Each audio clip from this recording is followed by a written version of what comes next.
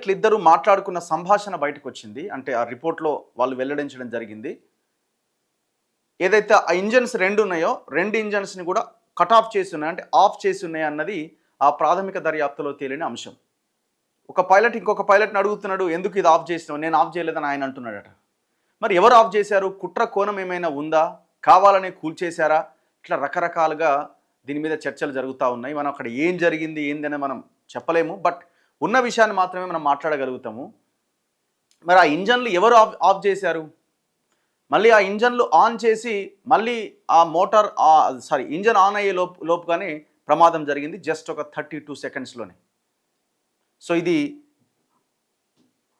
చాలా దారుణమైన పరిస్థితి. మరి ఎట్లా జరిగింది ఏంటి అన్నది తెలియదు. విమానయాన శాఖ మంత్రి రామ్మోహన్ నాయుడు మాత్రం ఇది విచారణ జరగాలి, ఇంకా ఇప్పుడే కాదు, తుది నివేదిక వచ్చే వరకు వేచి చూద్దామన్నది ఆయన చెప్తున్నమాట. అన్ని పేపర్స్లో ఇవాళ ఇదే వార్త మనకు కనబడుతున్నది.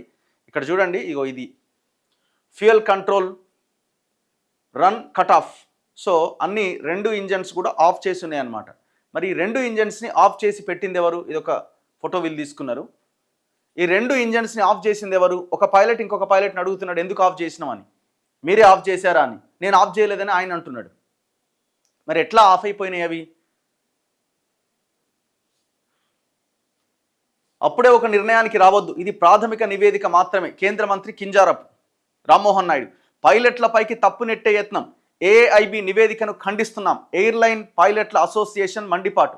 కోర్స్ అది కూడా అయి ఉండొచ్చు, పైలట్ల మీదకి తప్పు నెట్టే ప్రయత్నం జరిగి ఉండొచ్చు. ఇప్పుడు ఆన్లో ఉన్నప్పుడే ఫ్లైట్ రన్వే నుంచి టేక్ ఆఫ్ అవుతుంది కదా, అంటే ఇప్పుడు ఏంది, అప్పటిదాకా ఆన్లో ఉన్నది సడన్గా ఆఫ్ అయింది అని అంటే ఇక ఆ దాంట్లో ఎవరు ఉంటారు? ఇద్దరే ఉంటారు కదా, ఇద్దరు పైలట్లే ఉంటారు కదా. మీరే ఆఫ్ చేశారని చెప్పే ప్రయత్నం వాళ్ళే చేశారా, లేకపోతే ఏదైనా వేరే శక్తులు ఏమైనా ఇందులో ఉన్నాయా అన్నది విచారణలో తేలాల్సిన అవసరం ఉన్నది. సో ఈ వార్త మనకు అన్ని పేపర్స్లో ప్రధానంగా హైలైట్ అవుతున్నది. ఈనాడుతో స్టార్ట్ చేద్దాం. ఇంధన స్విచ్ల వైఫల్యంతోనే ఘోరం, సెకను వ్యవధిలో రెండు ఇంజన్లకు ఆగిపోయిన సరఫరా. ఆ స్విచ్లను ఎందుకు ఆపావన్న ఒక పైలట్, నేను ఆపలేదన్న మరొకరు, మళ్ళీ ఇంజన్ స్టార్ట్ అయ్యేలోగా ప్రమాదం. అహ్మదాబాద్లో కూలిన విమానంపై 15 పేజీల ప్రాథమిక నివేదిక, తుది నివేదిక వచ్చేదాకా వేచి చూద్దాం. విమానయాన శాఖ మంత్రి రామ్మోహన్ నాయుడు రెండు ఇంజన్లకు రెప్పపాటు వ్యవధిలో ఇంధన సరఫరా నిలిచిపోవడం వల్లే అహ్మదాబాద్లో ఎయిర్ ఇండియాకు చెందిన AI-171 విమానం కూలిపోయిందని ప్రాథమిక దర్యాప్తు నివేదిక తేల్చింది. ఇంధన సరఫరా నిలిచిపోవడంతో కాక్పిట్లో అయోమయం నెలకొందని, ఫలితంగా టేకాఫ్ అయిన వెంటనే కూలిపోయిందని వెల్లడించింది. ఇంధన సరఫరాను ఎందుకు ఆపావని ఒక పైలట్ ప్రశ్నించగా తాను ఆపలేదని మరో పైలట్ సమాధానం ఇవ్వడం కాక్పిట్ వాయిస్ రికార్డర్లో నమోదైందట. అహ్మదాబాద్ నుంచి లండన్ వెళ్తున్న air India Boeing 787 Dreamliner June 12వ తేదీన టేకాఫ్ అయిన వెంటనే కూలిపోయిన సంగతి తెలిసిందే. తెలుసు కదా, అక్కడ ఒక మెడికల్ BGM అనే ఒక మెడికల్ కాలేజ్ మీద పడి బ్లాస్ట్ అయింది. మెడికల్ కాలేజీలో ఉన్న పిల్లలు కొంతమంది చచ్చిపోయారు. ఆ ఫ్లైట్లో ఉన్న ఒకే ఒక్క వ్యక్తి తప్ప మిగతా మొత్తం స్మాష్ అయిపోయారు. అందులోని ఒక్కరు మినహా ప్రయాణికులు సిబ్బంది కలిపి మొత్తం 241 మంది మరణించారు. వారితో పాటు విమానం ఆసుపత్రి హాస్టల్పై కూలిపోవడంతో 29 మంది చనిపోయారు. ఈ ప్రమాదంపై 15 పేజీల ప్రాథమిక నివేదికను విమాన ప్రమాదాల దర్యాప్తు బ్యూరో శనివారం విడుదల చేసింది. అయితే ఇంజన్లకు ఇంధన సరఫరా నిలిచిపోవడానికి కారణమైన ఇంధన స్విచ్లు ఎందుకు కట్ ఆఫ్ మోడ్లోకి వచ్చాయన్న వివరాలను నివేదిక వెల్లడించలేదు. దీంతో పాటు బోయింగ్ 787-8 విమానాల ఆపరేటర్లపైన ఎటువంటి చర్యలను AIB సిఫారసు చేయలే. ఒక సెకను వ్యవధిలో ఇంధన సరఫరా స్విచ్లు రన్ నుంచి కట్ ఆఫ్లోకి మారిపోయినాయి. ఇంతమంది ఫోటో చూపించిన కదా నేను, ఇగో రన్ నుంచి కట్ ఆఫ్లోకి మారిపోయినాయి. ఇవి ఎట్లా మారిపోయినాయి, ఎవరు మార్చారు? వెంటనే హైడ్రాలిక్ పవర్ను సరఫరా చేసేందుకు ర్యామ్ ఎయిర్ టర్బైన్ మోహరించిన అప్పటికే రెండు ఇంజన్లు తిరిగి పుంజుకోలేని స్థాయికి పడిపోయినాయట. సో దీంతో ఏం చేయలేని సిచ్యువేషన్, పోయేడ కుప్పగూలింది. 10 సెకండ్ల తర్వాత మొదటి ఇంజన్ ఇంధన స్విచ్ ఆఫ్, కట్ ఆఫ్ నుంచి రన్ పొజిషన్లోకి వచ్చిందట. కట్ ఆఫ్ నుంచి వాళ్ళు మళ్ళీ తేరుకొని చేసేసరికి మళ్ళీ అది పొజిషన్లోకి వచ్చింది. ఆ తర్వాత 4 సెకండ్లకు రెండో ఇంజన్ ఇంధన స్విచ్ రన్ స్థాయికి వచ్చింది. అప్పుడు రెండు ఇంజన్లను తిరిగి పునరుద్ధరించేందుకు పైలట్లు ప్రయత్నించారు. అయితే ఒక ఇంజనే ఆన్ అయిందట, రెండో ఇంజన్ ఫెయిల్ అయిందట. ఒక ఇంజన్ పవర్ విమానాన్ని తిరిగి పైకి లేపేంత శక్తిని కూడగట్టుకోలేకపోయింది. దీంతో కూలిపోయింది. ప్రమాదాన్ని వెంటనే గుర్తించిన పైలట్ మేడే మేడే అంటూ ఎయిర్ ట్రాఫిక్ కంట్రోలర్కు సమాచారం ఇచ్చారు. వెంటనే స్పందించిన సిబ్బంది ఏం జరిగిందనేది అడిగేలోగా విమానం కూలిపోయింది. చెట్లను తాకుకుంటూ హాస్టల్ భవనంపై పడిపోయింది. విమానాన్ని కో పైలట్ టేకాఫ్ చేశారు. పైలట్ పర్యవేక్షించారు. విమానం టేకాఫ్కు కూలిపోవడానికి మధ్య సమయం కేవలం జస్ట్ 30 సెకండ్సే. ఇద్దరు పైలట్ల మధ్య సంభాషణలోని స్వల్ప భాగాన్ని ఆ నివేదిక ప్రస్తావించిందట. విమానం కూలిపోయిన ప్రాంతంలో 2 ఇంధన స్విచ్లు రన్ పొజిషన్లోనే లభించాయి.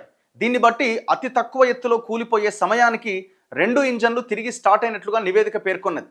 విమానం టేకాఫ్ కాగానే ఇంజన్లు శక్తిని కోల్పోయాయి.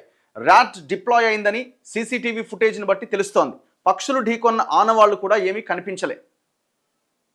సో ఇట్లా ఈ నివేదిక వచ్చింది. మరి ఈ నివేదిక ప్రాథమిక నివేదిక అంటున్నారు, తుది నివేదిక ఇంకా రావాల్సి ఉంది అంటున్నారు. ఏదేమైనా అతి ఘోరమైన ప్రమాదం ఇది. 250 మందికి పైగా ప్రయాణికులని, మెడికల్ స్టూడెంట్స్ని పొట్టన పెట్టుకున్నది. ఇగో వీళ్ళు ఏమంటున్నారు, ఎయిర్ పైలట్ల అసోసియేషన్ ఇది మొత్తం మా మీదకి నెట్టే ప్రయత్నం చేస్తున్నారు, మేమేదో తప్పు చేసినట్టుగా.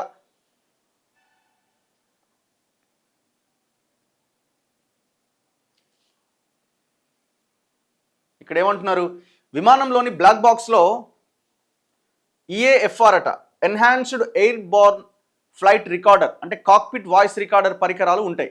విమానానికి సంబంధించిన ప్రతి అంశాన్ని ఎప్పటికప్పుడు నమోదు చేస్తే పైలట్ల మధ్య సంభాషణలను CVR నమోదు చేస్తుంది.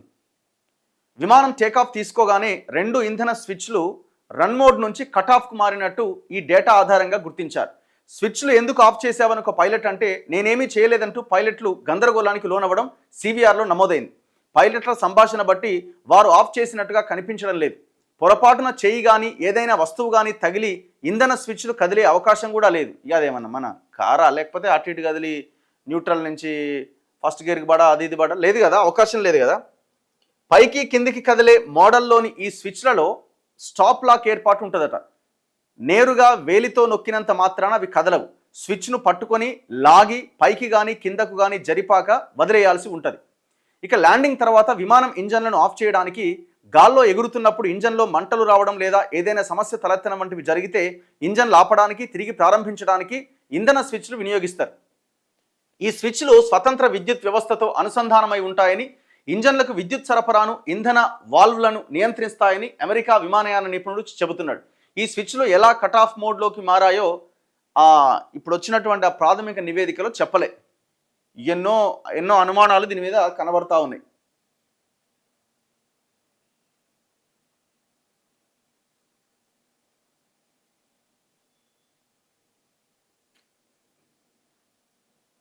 ప్రమాదానికి గురయ్యే ముందు AI-423 సర్వీస్ కింద ఈ విమానం నడిచిందట.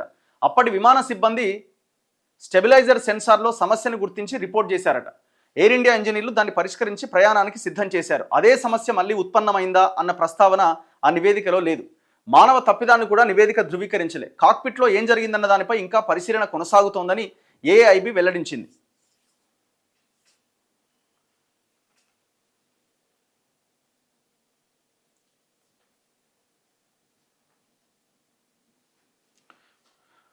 అహ్మదాబాద్ దుర్ఘటనపై AIB విడుదల చేసిన ప్రాథమిక నివేదికను airline pilots association of India ఖండించింది. ప్రమాదానికి సంబంధించి పైలట్లపైకి తప్పు నెట్టేసే ప్రయత్నంలా ఉందని మండిపడింది.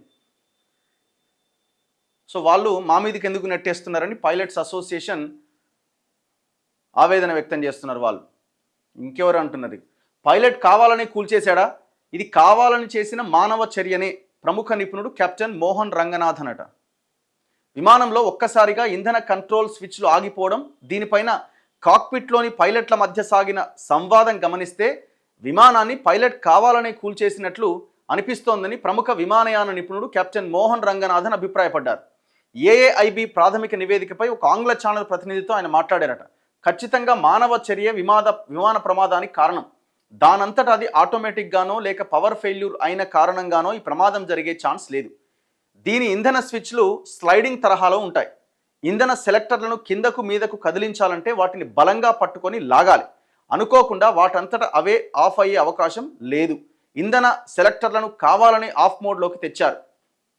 మరి ఎందుకు వాళ్ళది కూడా ప్రాణమే కదా. ఒకవేళ వాళ్ళే చేశారని అనుకుంటే వాళ్ళది కూడా ప్రాణమే కదా. మరి వాళ్ళ వెనకాల ఏమైనా పెద్ద పెద్ద శక్తులు ఉన్నాయా? వాళ్ళేం టెర్రరిస్టులు కాదు కదా, వాళ్ళు రెగ్యులర్గా ఎన్నో గంటలు, దాదాపు 8,000 గంటలు పైలట్ నడిపిన అనుభవం ఒక ఆయనది, 1,500 గంటల పైలట్ నడిపిన అనుభవం ఇంకొక కో పైలట్ది. మరి అట్లాంటి వాళ్ళు ఎందుకు ఈ పని చేస్తారు? రకరకాలు ఉన్నాయి. ఇప్పుడు అప్పటి వరకు ఆన్లో రన్ మోడ్లో ఉన్నది సడన్గా కట్ ఆఫ్ ఎట్లయింది?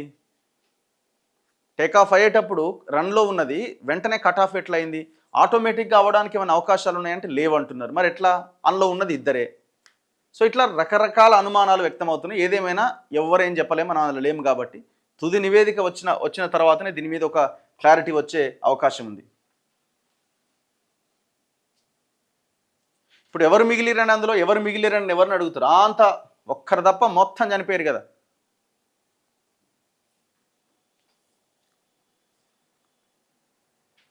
చలో, సో ఈ వార్త మనం అన్ని పేపర్స్లో చూస్తున్నాం.